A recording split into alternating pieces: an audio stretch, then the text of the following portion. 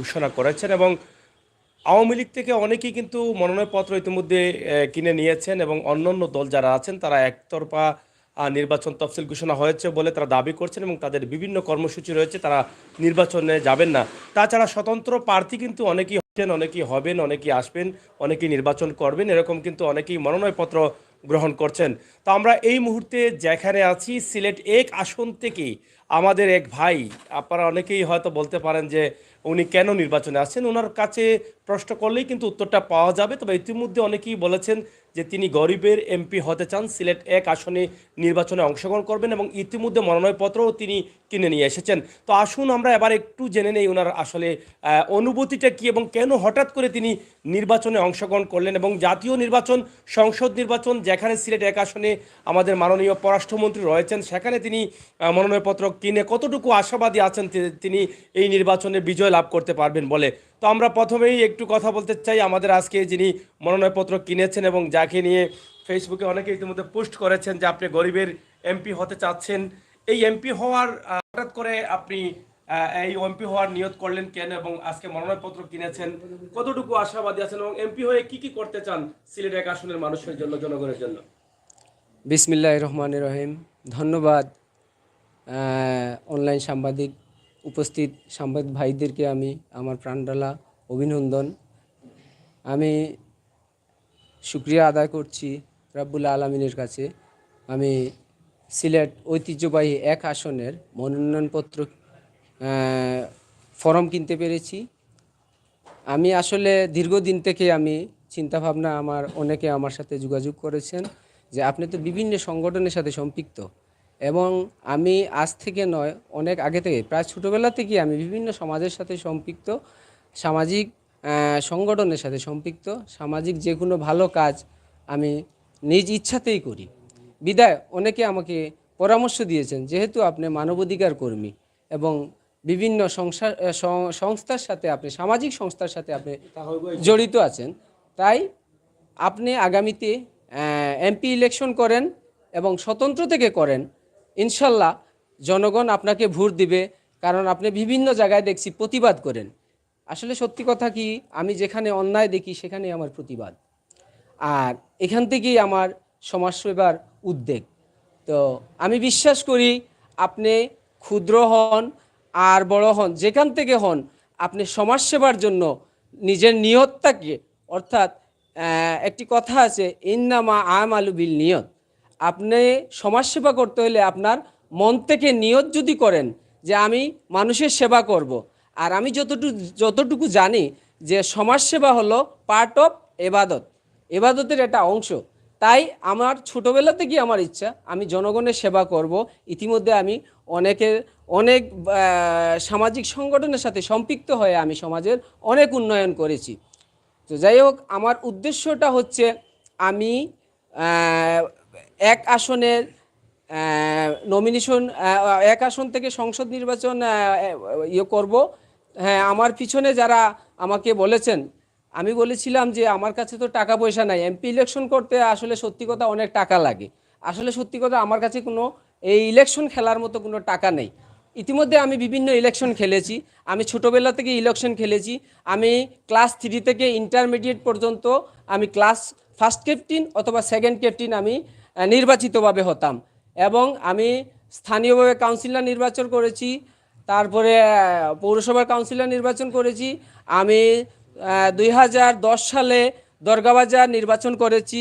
আমি সুবিধবাজার বিগত 2বার, একবার আমি মার্কেট প্রতিনিধি ছিলাম এবং দ্বিতীয়বার আমি যুগ্ম আহ্বায়ক এর দায়িত্ব পালন করেছি, এবং কিছুদিন আগে আমি সুবিধবাজার ব্যবসায়ী সমিতির সহসভাপতি পদে আমি নির্বাচন করেছি।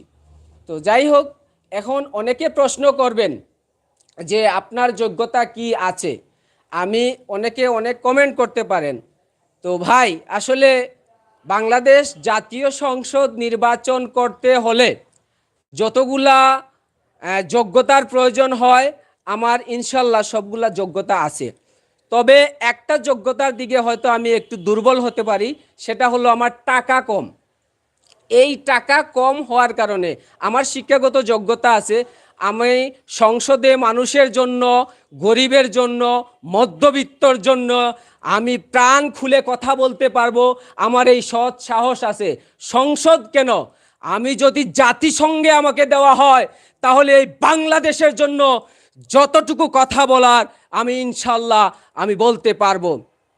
তো বিষয়টা হচ্ছে, আমার যখনই এই মিডিয়ার একটা কমিটি আছে আমাদের সিলেটে, ওনারা আমাকে বলেছেন, রিমন ভাই আপনি কথা বলতে পারেন, হ্যাঁ আপনার নির্বাচনের যে টাকা পয়সা যেগুলা লাগে নমিনেশনের জন্য, আমরা যদি এটা দেই তাহলে আপনি কি দাঁড়াবেন? আমি বললাম যদি এগুলা দেন, আমার তো নমিনেশন ফর্ম কেনারই টাকা নাই, আমি এত টাকা দিয়ে নির্বাচন করতে পারবো না।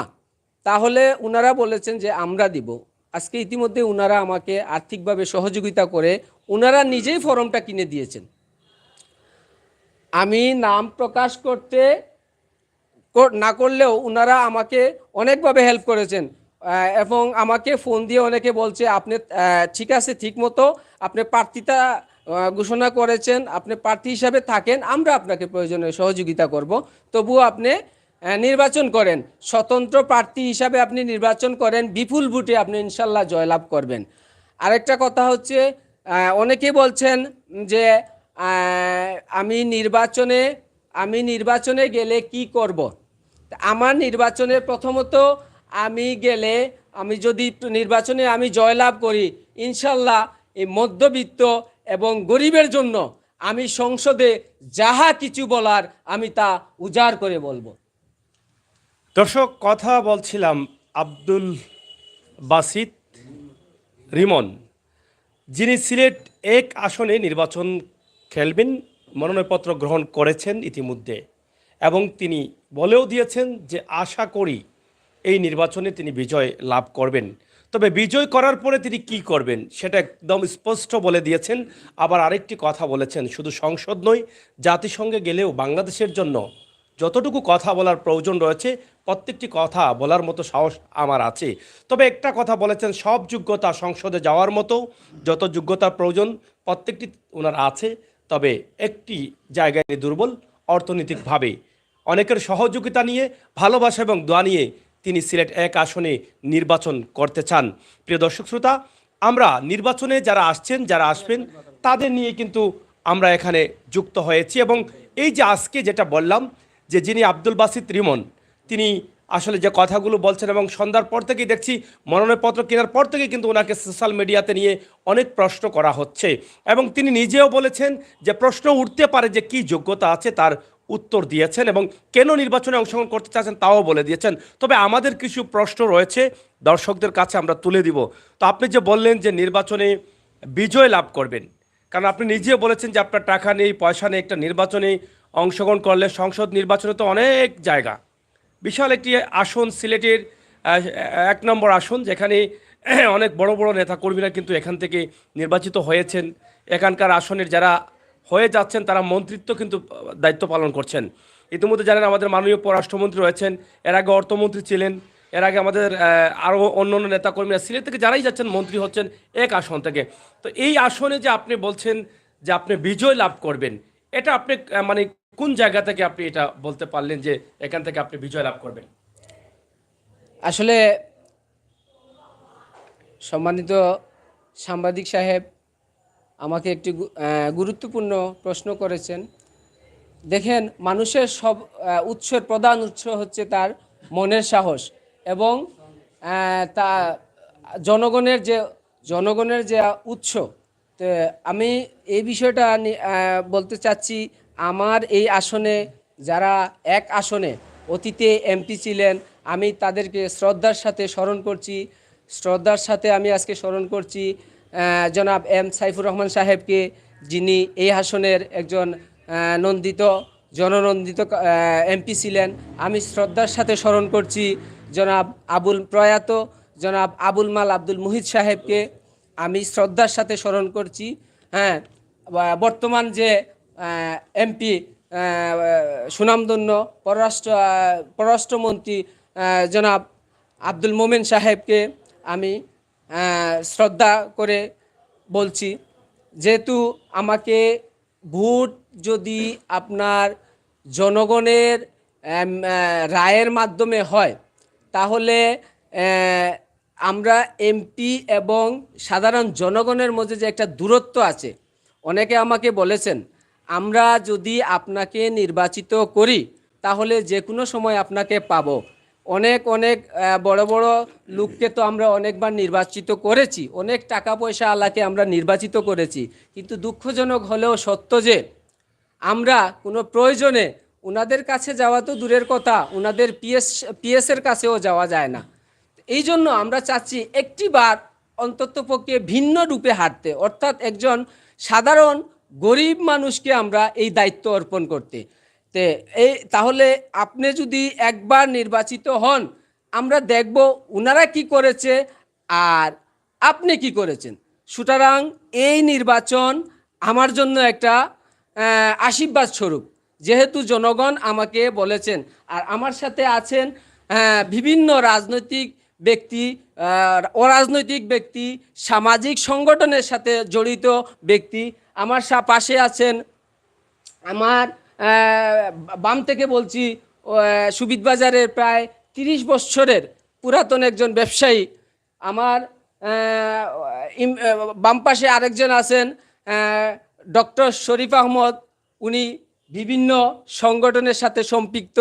উনি ইতিমধ্যে আপনারা জানতে পেরেছেন ভোক্তা অধিকার সিআরবি নামে একটা প্রতিষ্ঠান রয়েছে, সেই প্রতিষ্ঠান থেকে বাংলাদেশ জুড়ে এই প্রতিষ্ঠানের বিশ্ব খাদ্য দিবস উপলক্ষে উনাকে অ্যাওয়ার্ড প্রদান করা হয়েছে। আমরা ভোক্তা অধিকার নিয়ে কাজ করি। আমি উক্ত সংগঠনের উনি হচ্ছেন সিলেট জেলা শাখার সভাপতি, আমি সিআরবি অর্থাৎ ভোক্তা অধিকার সিলেট জেলা শাখার সাধারণ সম্পাদক। সুতরাং ওনাদের যে মন মানসিকতা আছে, আমাকে যে আত্মপ্রকাশ করেছেন, আমাকে যে উৎসাহ দিয়েছেন, যারা উৎসাহ দিচ্ছেন, আমি ইনশাল্লাহ আমি একটিবার পরিবর্তনের জন্য এবং সংসদে গিয়ে মধ্যবিত্ত এবং গরিবের কথা বলার জন্য আমাকে অন্ততপক্ষে একটিবার সুযোগ দিয়ে দেখুন আমি কি করতে পারি। আপনারা তো অনেক অনেক বড় লোককে নির্বাচিত করেছেন, অনেক টাকা পয়সা আলাকে নির্বাচিত করেছেন, অনেক বিজ্ঞ লোককে নির্বাচিত করেছেন। তো সংসদ নির্বাচনে তো যেভাবে আমরা মসজিদে গেলে সামনের কাতারে যে কোনো লোক দাঁড়াতে পারে, সেম বাংলাদেশ জাতীয় সংসদেও তো আমরা যোগ্য, আমার চেয়ে কম যোগ্য সম্পূর্ণ লোকও এই জাতীয় সংসদে আছেন। আমি ওনাদেরকে অযোগ্য বলতেছি না, আমি ওনাদেরকে সম্মান দিয়ে বলতেছি, মানে আমার যে যতটুকু যোগ্যতা আছে তার চেয়েও কম যোগ্যতা সম্পূর্ণ লোক যেহেতু সংসদে আছে, তাহলে আমি গেলে আপনাদের বাধা কি? আমাকে একটি বার আপনারা দিয়ে দেখুন। আমি তো ইনশাল্লাহ প্রতিশ্রুতি দিচ্ছি, আমি প্রধানমন্ত্রী যিনি হন না কেন, আমি ওনার কাছে অনুরোধ করে এই সিলেটের জন্য যা যা কিছু করার ইনশাল্লাহ আমি তাই করব। আপনাদের ম্যান্ডেট নিয়ে, এমনকি আপনাদের সাথে পরামর্শ করে আমি সংসদে কথা বলবো। আমরা আপনার কাছ থেকে জানতে চাই, আপনি তো সিলেট 1 আসন থেকে কিন্তু আপনি মনোনয়ন কিনেছেন, এটা তো সত্য? জি। এই মনোনয়ন কিনে আপনি একটা নির্বাচনে অংশগ্রহণ করতে হলে তার তো কিছু